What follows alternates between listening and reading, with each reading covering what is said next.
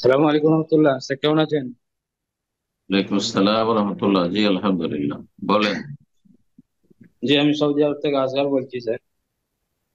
জি জি যে আমার বলেন। প্রশ্ন হলো যে এই কোরআনের আয়াতকে যারা নিজের নিজের মতো ব্যবহার মানে অপব্যাখ্যা করে, যে তাদের শাস্তি সম্পর্কে আমি জানতে চাই। কারণ আমি দেশে গিয়েছিলাম ওই মিলাদের সময়, মানে নবী দিবসের সময়। আমি বললাম যে নবী দিবস করতে নেই, তো আমাকে চাঁদা দিইনি, বললো এক ঘরে করে দেবো।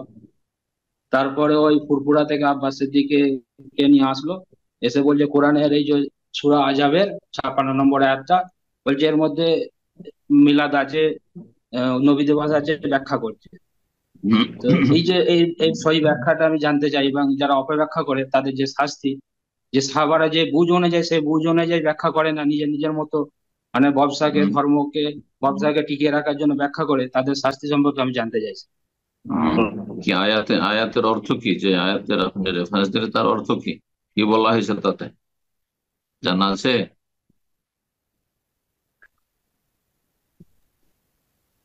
জি, আসগার, ব্রাদার আসগার, এসকে আসগার, আপনি ফোনটা আনমিউট করে নিন, শেখ আপনাকে প্রশ্ন করছেন। কোন আয়াতের কথা বলছেন? সূরা আহজাবের আয়াতের অর্থটা কি, বা আয়াতটা আরবিতে আপনি পড়ুন। এমনি আয়াত নম্বর এত এইসব, এইটা প্রশ্নের পদ্ধতি নয় যদি কারণ জানা আমি থাকে। আয়াতটা বলছি স্যার, আমি আয়াতটা বলছি স্যার, যে সূরা আযাবের 56 নম্বর আয়াতে আল্লাহ সুবহানাহু ওয়া তাআলা বলছে, নিশ্চয়ই আল্লাহ তার ফেরেশতাগণ নবীর উপর দরুদ পাঠ করে, এবং ঈমানদারগণ তোমরাও তোমার উপর দরুদ পাঠ করো।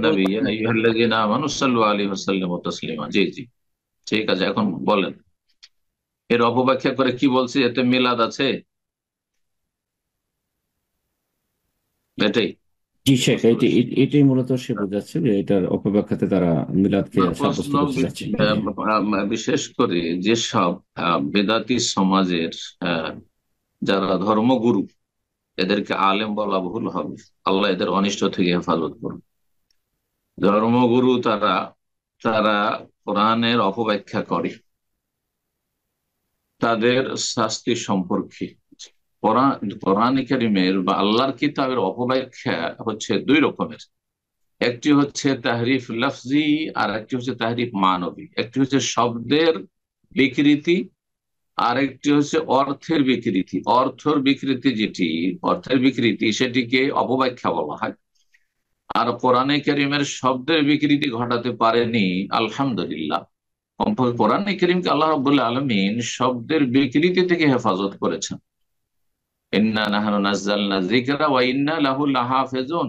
নিশ্চয়ই আমি যিকর, উপদেশ নাযিল করেছি, উপদেশ হচ্ছে কোরআনে কারীম এবং রাসূলুল্লাহ সাল্লাল্লাহু আলাইহি ওয়াসাল্লামের সুন্নাহ, আর আমি তার অবশ্যই হেফাজত করবো। তো কোরআনে কারীমের শব্দের হেফাজতের ক্ষেত্রে আল্লাহ রাব্বুল পুরোপুরি হেফাজত। একটি অক্ষর, একটি হরকত, জেরকে জবর বানানো, দম্মা পেশ দেওয়া ইত্যাদি, সেটার পরিবর্তন করতে পারেনি। এইভাবে আল্লাহ সুরক্ষিত করেছেন। তাহলে শাব্দিক বিকৃতি থেকে আল্লাহ, তাহরিফ লাফজি থেকে কোরআনের হেফাজত করে। পক্ষান্তরে তাওরাত, ইনজিল, বাইবেল সেগুলি বিকৃত, তাতে তাহরিফ লাফজি শব্দেরও বিকৃতি হয়েছে, বাক্যের বিকৃতি হয়েছে, আর অর্থের বিকৃতি হচ্ছে, অপব্যাখ্যা হয়েছে, দুটোই হয়েছে। সেসব জাতি তাদের ধর্মকে বিকৃত করে দিয়েছে, ধর্মীয় পুস্তককে, আসমানি গ্রন্থগুলিকে বিকৃত করে, আসল রূপে নেই। জি। আর সেগুলি এই জন্যই আল্লাহ রহিত করে দিয়েছেন যে এগুলি অচল, যেহেতু আল্লাহর কালাম হয়ে থাকেনি, সুরক্ষিত নয়, বরং মানুষের কথার অনুপ্রবেশ ঘটেছে তাতে, পুরোহিতদের কথার অনুপ্রবেশ ঘটেছে তাতে। কোরআনে কারিমের অর্থের বিকৃতি অর্থাৎ অপব্যাখ্যা এটা করেছে, কিন্তু এইদিকেও আল্লাহ হেফাজত করেছেন বড় বড় আইম্মাই কেরাম, যুগে যুগে সাহাবাই কেরামদের জামানা থেকে শুরু করে সাহাবাই কেরামদের মধ্যে মুফাসসিরিন, তাবেঈনদের মধ্যে তাফসীর কারগণ মুফাসসিরিন, তারপরে তাবা তাবেঈনদের যে মুফাসসির তাফসীর কারগণ, তারপরে আইম্মাই মুফাসসিরিন, যুগে যুগে আল্লাহ বহু সৃষ্টি করেছেন, যাদের খেদমতের মাধ্যমে সুস্পষ্ট হয়ে গেছে কোরআনে কারিমের ব্যাখ্যা, যে রাসূলুল্লাহ সাল্লাল্লাহু আলাইহি ওয়াসাল্লাম কি ব্যাখ্যা সাহাবায়ে কেরামদের সামনে আয়াতগুলো দিয়েছেন।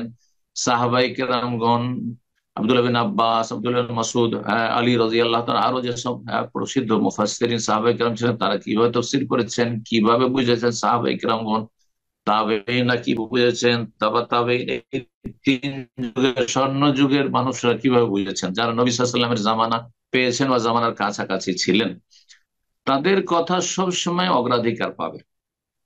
এই জন্য কোরআনে কারিমে আল্লাহ বলেছেন ফাইন আমানু বিমিসলি মা আমানতুম বিহি, পরবর্তীকালে লোকদেরকে আল্লাহ বলছেন তারা যদি ঈমান নিয়ে আসে তোমাদের মতো ঈমান, মানে তারা যদি ঈমান ইসলামকে সেইভাবে বুঝে এবং সেইভাবে পালন করে যেভাবে তোমরা ঈমান নিয়ে আসলে এবং ঈমান ইসলামকে বুঝলে, ধর্মকে বুঝলে, ফাকাদ ইহতাদাও, তাহলে তারা হেদায়েত পাবে। তাহলে কোরআনে কারিমের বুঝার ক্ষেত্রে, কোরআনে কারিমের তাফসীর ব্যাখ্যার ক্ষেত্রে আহ এই মূলনীতি মনে রাখতে হবে যে নতুন করে কোরআনের ব্যাখ্যা করা আর কোনো বৈধতা নেই। কোরআনে কারিমের ব্যাখ্যা যেইভাবে আরবি ভাষার যতটা দাবি রয়েছে এবং যেইভাবে সাহাবায়ে কেরাম ও রাসূলুল্লাহ সাল্লাল্লাহু আলাইহি ওয়াসাল্লাম বুঝেছেন, সাহাবায়ে কেরাম থেকে তাবেঈনগণ বুঝেছেন, তাবেঈন থেকে তাবেঈনগণ বুঝেছেন, ইমাম আবু হানিফা, শাফি, মালিক, আহমদ, আর আইমায়ে মুহাদ্দিসিন আর মুফাসসিরিন বুঝেছেন, ইমাম ইবনে কাসির বুঝেছেন, ইমাম ইবনুল কাইয়্যিম বুঝেছেন, ইমাম কুরতুবী বুঝেছেন, ইমাম ইবনে জারির তাবারি বুঝেছেন। হ্যাঁ, যদিও মানুষ ভুলের ঊর্ধ্বে নয়, তার বাইরে আপনি নতুন করে নতুন উদ্ভট তফসির নিয়ে আসবেন, ব্যাখ্যা করবেন ইচ্ছা মতো, আর কানাকা হাইকোর্ট দেখান ওয়ানার রবে, হ্যাঁ, উর্দু ভাষী বাংলা ভাষীদেরকে কানাকা হাইকোর্ট দেখাবেন, এটার নাম তার তফসির না। এটার নাম হচ্ছে যে জাহান্নামে যাওয়ার জন্য নেতৃত্ব দেওয়া। দোয়াতুন আল্লাহ আবওয়াবে জাহান্নাম, সেই বুখারী হাদিসে রয়েছে যে যারা ইসলামের অপব্যাখ্যা করে মানুষকে ভুল পথে পরিচালিত করবে, তারা জাহান্নামের দরজায় দাঁড়িয়ে আহ্বান করছে, তারা জাহান্নামের দিকে যাচ্ছে, তারাও দায়ী, কিন্তু দায়ী এলা জাহান্নাম, দোয়াতুন দায়ীর বহু বচন, এলা আবওয়াবে জাহান্নাম, জাহান্নামের দরজার দিকে আহ্বানকারী তারা। আল্লাহ তাদের অনিষ্ট থেকে রক্ষা করুন।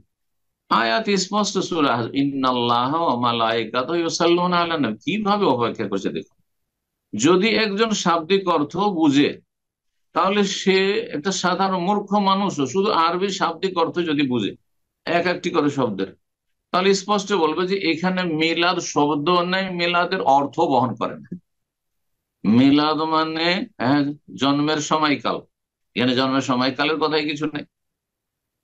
হ্যাঁ, এখানে আছে ইন্নাল্লাহ, নিশ্চয়ই আল্লাহ কি করেন, ইউসাল্লুনা আলান নবী, আর তার ফেরেশতাগণ, অমালাইকাতুহু, আল্লাহ এবং তার ফেরেশতাগণ, ইউসাল্লুন, আল্লাহর সালাত আর ফেরেশতাদের সালাত। আল্লাহর সালাত কি, ফেরেশতাদের সালাত কি? মানে সহিহ বুখারী পড়লে, সহিহ বুখারীর তে ইমাম আবুল আলিয়া রাহিমাহুল্লাহ তাআলা তিনি বর্ণনা করেছেন সালাতুল্লাহ, আল্লাহর পক্ষ থেকে সালাত, আল্লাহর সালাত নাজিল হয় নবীর ওপর, আল্লাহর সালাত অবতীর্ণ হয় নবীর ওপর, ইউসাল্লি আলান নবী, আল্লাহ সালাত করেন, তার মানে আল্লাহ রাব্বুল আলামিন তার মালায় আলা, যে আরশের চারিদিকে অসংখ্য মুকাররাবিন, আল্লাহ নৈকট্যপ্রাপ্ত ফেরেশতা রয়েছে, তাদের সামনে নবী সাল্লাল্লাহু আলাইহি ওয়াসাল্লামের গুণ চর্চা করেন। হ্যাঁ, গুণ চর্চা করেন ভালো, হ্যাঁ, তার চর্চা করেন, ভালো আলোচনা করেন। এটি একটি তাফসীর তাবেঈ থেকে বর্ণিত। আর একটি তাফসীর সাধারণ উলামায়ে কেরামগণ করে এসেছেন, আরবি ভাষায় সালাত মানে রহমত হয়, তো আল্লাহ রহমত বর্ষণ করেন, আল্লাহ রহমত বর্ষণ করেন নবীর ওপর, যে অর্থটি আমাদের দেশের মানুষেরা বুঝে, যারা ইসলাম বুঝে। ওয়ামালাইকাতুহু, আর আল্লাহর ফেরেশতাগণ নবীর প্রতি সালাত পেশ করেন, মানে নবীর জন্য রহমতের দোয়া করেন, নবীর জন্য রহমতের দোয়া করেন এবং নবীর ভালো গুণ চর্চা করতে থাকেন। হ্যাঁ, গুণগান করতে থাকেন, তার সুনাম করতে থাকেন, সুখ্যাতি আলোচনা করতে থাকেন। যখন আল্লাহ নবীর গুণ চর্চা করেন, আল্লাহ রব্বুল আলামিন রহমত বর্ষণ করেন, কি রহমতের মালিক, ফেরেশতারা রহমতের দোয়া করতে থাকেন, যাদের সব দোয়াই কবুল হয়, তাহলে হে মুমিন মুসলিম, ইয়া আইয়ুহাল্লাযীনা আমানু, হে ইমানদারগণ, সাল্লু আলাইহি, তার প্রতি তোমার রহমতের দোয়া পেশ করো, রহমতের দোয়া করো তার জন্য, ওয়াসাল্লিমু, এবং তাসলিমা, যথাযথ সালাম পেশ করো, শান্তির দোয়া করো এবং রহমতের দোয়া করো। তো আল্লাহ রাব্বুল আলামিন সালাত ও সালাম পেশ করতে বলছেন মুমিন মুমিনাতকে নবী সাল্লাল্লাহু আলাইহি ওয়াসাল্লামের উপর, আর সালাতের মালিক, রহমতের মালিক, শান্তির মালিক আল্লাহ। এই জন্য আমাদেরকে শিখিয়ে দিয়েছেন যে আল্লাহর কাছে তোমরা সালাত এবং সালাম কামনা করো, শান্তি কামনা করো, সালাত কামনা করো নবীর জন্য। আল্লাহুম্মা সাল্লি আলা মুহাম্মদ, হে আল্লাহ তুমি রহমত বর্ষণ করো মুহাম্মদ সাল্লাল্লাহু আলাইহি ওয়াসাল্লামের উপর। আল্লাহ বারিক আলা মুহাম্মদ, আসসালামু আলাইকা আইয়ুহান নবী ওয়া রাহমাতুল্লাহি ওয়া বারাকাতুহু, আসসালামু আলাইনা ওয়া আলা ইবাদিল্লাহিস সালিহিন। আত্মাহিয়াতুস সালাম কেমন করে পেশ করতে হবে শিখিয়ে দিয়েছেন রাসূলুল্লাহ সাল্লাল্লাহু আলাইহি ওয়াসাল্লাম। আর সালাত কেমন করে পেশ করতে হবে দুরুদ ইব্রাহিমীতে শিখিয়ে দিয়েছেন। যখনই নবীর নাম আসবে আপনি ছোট্ট দুরুদ অন্তত পড়েন, আল্লাহুম্মা সাল্লি ওয়া সাল্লিম আলা নবিয়িনা মুহাম্মদ অথবা সাল্লাল্লাহু আলাইহি ওয়াসাল্লাম, যেভাবে বলেন আলাইহিস সালাতু ওয়াস সালাম পড়েন, ইনশাআল্লাহ তাআলা এই আয়াতগুলো আমল হয়ে যাবে। কিন্তু এখানে না আছে একসাথে পড়ো, না আছে মিলাদ শব্দ, না আছে জন্মের জন্মের কোনো আলোচনা, কোনো কিছু নেই। তাহলে এই আহ যারা আরবি ভাষা থেকে অনবহিত জাতি, কানা মানুষ, তাদেরকে হাইকোর্ট দেখি নিজের ধর্ম ব্যবসা চালু রাখা, এগুলি তো পথভ্রষ্টদের কাজ। তারপরে কোরআনের বিকৃতি ঘটানো বা আসমানি কিতাবের বিকৃতি ঘটানো, এটা কাদের চরিত্র জানেন? এটা ইহুদিদের চরিত্র। আল্লাহ কোরআনে বর্ণনা করেছেন, ইউহাররিফুনা আল কালিমা মাওয়াদিহি, তারা তাওরাতের বাক্যগুলির বাণীগুলির তারা কি করতো? বিকৃতি ঘটাইতো। জি, শব্দের বিকৃতি ঘটাইতো, অর্থের অপব্যাখ্যা করতো। আল্লাহ রাব্বুল আলামিন ইহুদিদের বদ চরিত্র বর্ণনা করেছেন।